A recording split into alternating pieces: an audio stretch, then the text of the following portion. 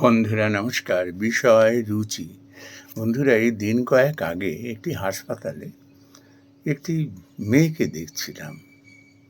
সেই আজানুলম্বিত কেশ, তারপরে সেই শাড়িটি পরেছে পর্যন্ত এত চমৎকার, আর এই কবজি পর্যন্ত স্লিভওয়ালা জামা, মুখে কোনো মেকআপ নেই। আমি দেখলাম একটা বিন্দি কপালে রয়েছে। যেমনি স্বাস্থ্য সেমনি তাকে দেখতে অপূর্ব সুন্দরী, যাকে বলে। আমরা ছোটবেলায় না এরকম দেখতাম, অঞ্জুদি, মঞ্জুদি, অপর্ণাদি, এরম এদের দেখতাম। এদের দেখে দেখে আমরা অনেক কিছু শিখতাম। আমরা এদের নির্দেশকেও কিন্তু খুব সযত্নে পালন করতাম। যাই হোক, সেই মেয়েটির কথায় আসি। আমি ভাবছিলাম, আচ্ছা, এই মেয়েটিকে যদি একটু কেশ টেশগুলো একটু কেটে ছেটে এবং একটু পোশাক আশাক যদি সো কল্ড আধুনিক টাধুনিক পরিয়ে দেহের অর্ধেক অংশ দেখিয়ে যদি এরম করা হতো, তাহলে কি হতো? বা এ কেন সেটি করলো না?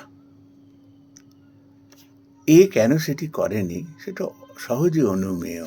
সেটা হলো রুচি। এর শিক্ষা দীক্ষা বলে দিয়েছে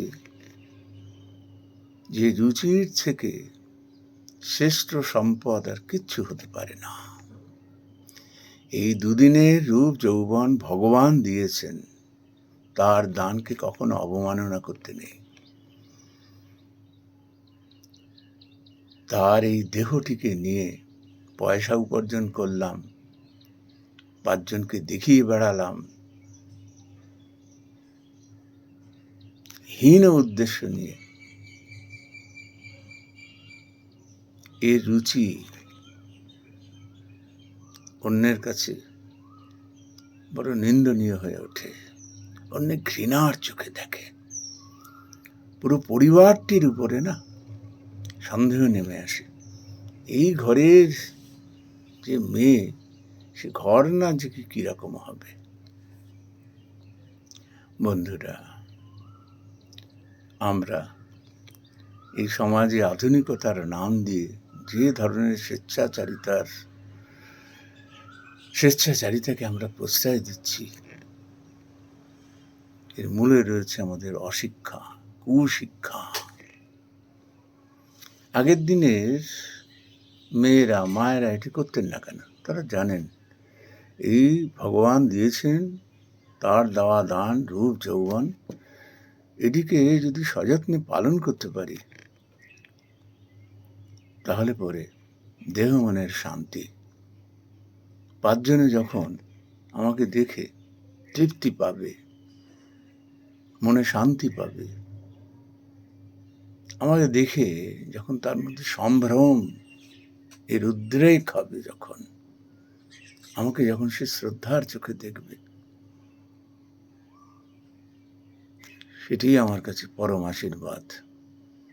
এই আশীর্বাদটি থেকে যাবে। আর দুদিনের এই রূপ যৌবন